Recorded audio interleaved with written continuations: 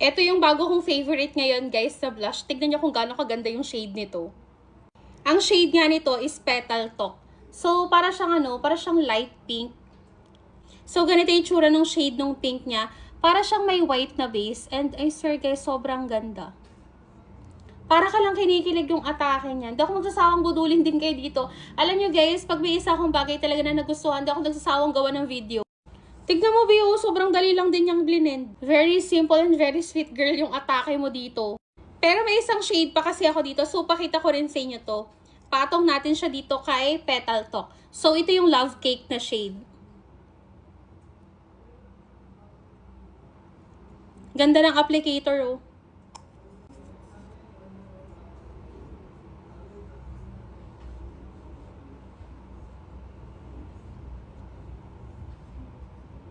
Gusto mo naman ng mas pink na pink, oh. Di pwede mo siyang dagdagan.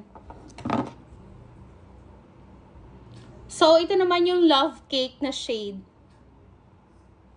Hala, ang ganda. B, ang sarap mag-inarte. Ang ganda ng shade ng blush ko. Ito yun, B, Shiglam. Shiglam baka naman, lahat ng shades, charot.